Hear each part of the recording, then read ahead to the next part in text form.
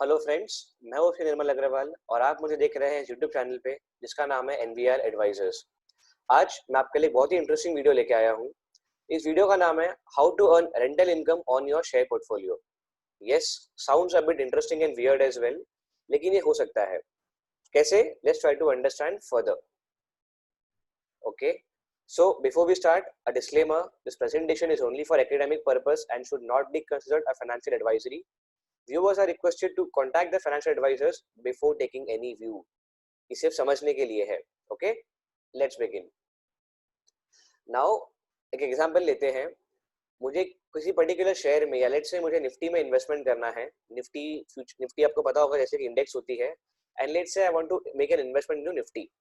एक ऑप्शन क्या होगा, क्योंकि बहुत ही स्टैंडर्ड ऑप्शन है, I can actually go and buy Nifty future mutual funds. ये वो फंड्स होते हैं जो निफ्टी को रेप्लिकेट करते हैं एंड रिटर्न कमाते हैं, which is linked to the Nifty. दूसरा option is I could buy a exchange traded fund like a Nifty B or something which would again move in sync with the nifty prices. But what could be the problems over here? यहाँ पे problem क्या होगी कि अगर let's say मुझे 75 units bye करने हैं Nifty के, then at point zero I would have to make an investment of 7,72,500 because जो current price है निफ्टी का that is 10,300. At the same time once I make this investment मेरे पास downside protection नहीं है, यानी अगर यहाँ से निफ्टी का प्राइस नीचे गया तो I would start coming into notional losses. Third thing is, if I look at a mutual fund, there is an exit load as well. If I exit before 1 year, at the same time every year मुझे उस पे management fees भी pay करनी पड़ती है. So that fees and this exit load would bring down my potential returns. And the fourth and the most important thing is, अगर मैं इस म्यूचुअल फंड को एक साल के लिए भी होल्ड कर रहा हूँ और लेट्स से साल भर बाद भी निफ्टी का प्राइस 10,300 के लेवल के आसपास ही है, इन that case I have not made any gain. या फिर अगर इसका प्राइस थोड़ा बढ़ भी गया तो मेरा गेन कब होगा, जब मैं इस म्यूचुअल फंड को या इस इन्वेस्टमेंट को एक्चुअली सेल करूंगा। Till then I am just holding a asset which is not giving me any income. Okay, so then what could be the alternative, right? The alternative could be the strategy which is called as a covered call strategy. अब ये strategy होती क्या है? यहाँ पे हम क्या करेंगे, instead of buying a Nifty mutual fund और a Nifty BeES, we would get into a long position of Nifty future. Okay, at the same time what we will do, we would sell a ATM, that is at the money or a out of the money call option of nifty.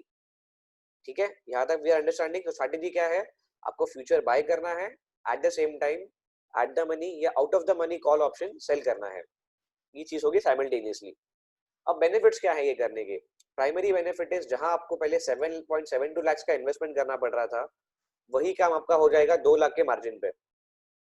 Secondly, जो भी premium आप collect करोगे while you write the call option, that amount of premium becomes a downward risk in terms of your investment। यानी अगर वहां से आपका investment Nifty में जो है अगर नीचे भी गया तो to the extent of the premium you have collected you would not be having any loss.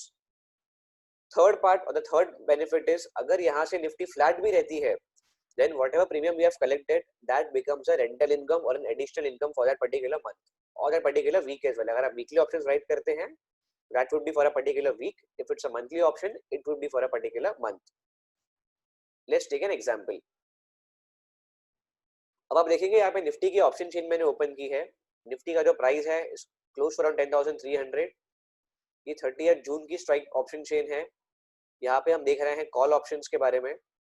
अब निफ्टी में आप देखेंगे मैंने यहाँ पे कुछ स्ट्राइक प्राइस सिलेक्ट किए हुए हैं, विच इज इधर एट द मनी और आउट ऑफ द मनी।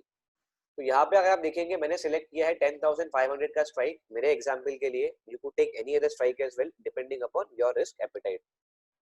अब यहाँ प्रीमियम कितना है? The premium here is 245 rupees per share and Nifty का लॉट साइज इज 75 शेयर्स।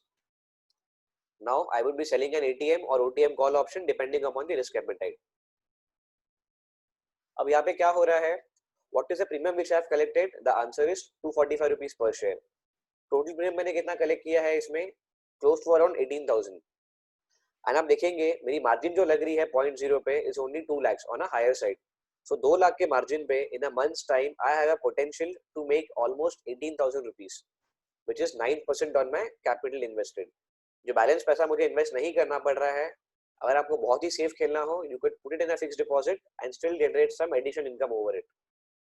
अब जो डाउनसाइड प्रोटेक्शन है, निफ्टी का जो प्राइस है that is 10,300, but I still have a downside protection of 245 rupees per share. And what is my maximum gain potential? My maximum gain potential is 445 rupees per share. अब ये क्या है? That we will try to understand in the further slide. Now we are looking at 5 probable cases, जो कि आप यहाँ पे देख सकते हैं. Let's say अगर निफ्टी का जो आज का प्राइस था 10,300, after a month's time as well Nifty उसी प्राइस पे क्लोज होती है. In that case what will happen? जो मेरा कॉल ऑप्शन था वो था 10,500 का. This call remained out of the money. Expiry के वक्त इसकी इंट्रिंसिक वैल्यू भी जीरो है, टाइम वैल्यू भी जीरो है, तो जो कॉल की वैल्यू होगी would be zero. But and जो मेरा फ्यूचर्स भी है वो भी मेरा उसी प्राइस पे क्लोज हो जाएगा 10,300 पे. बट इफ यू सी, मैंने इस पूरे ट्रांजैक्शन में 245 रुपीज पर शेयर का rental income you can say और प्रीमियम इनकम कलेक्ट कर ली है, which becomes my income. If you look at any other cases as well, let's say a case of 10,100 or a case of 9,500 as well, in that case मैंने पूरी call option की जो income थी वो collect कर ली है.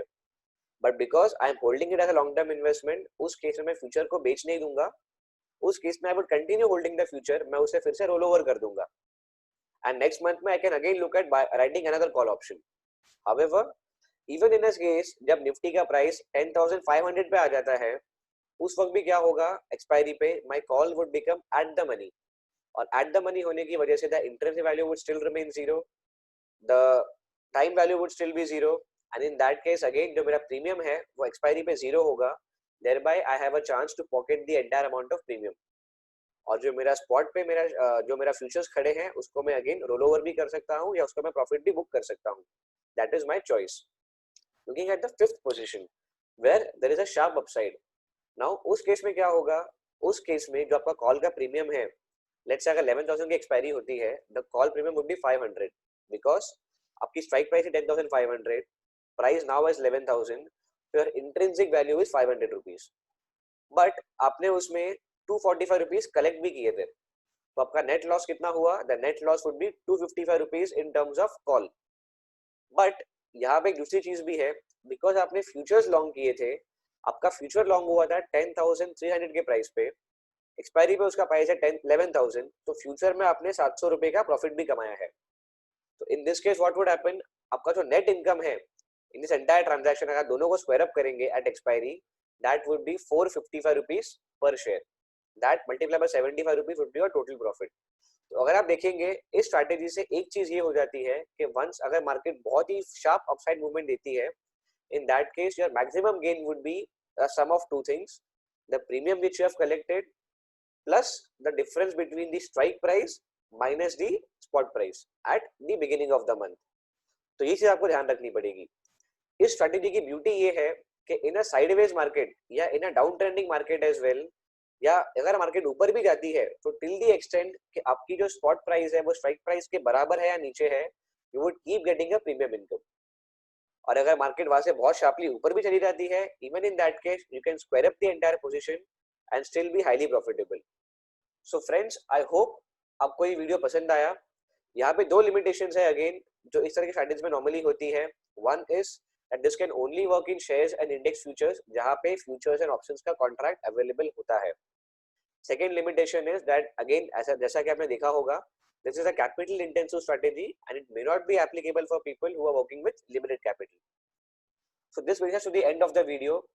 I hope you liked the video.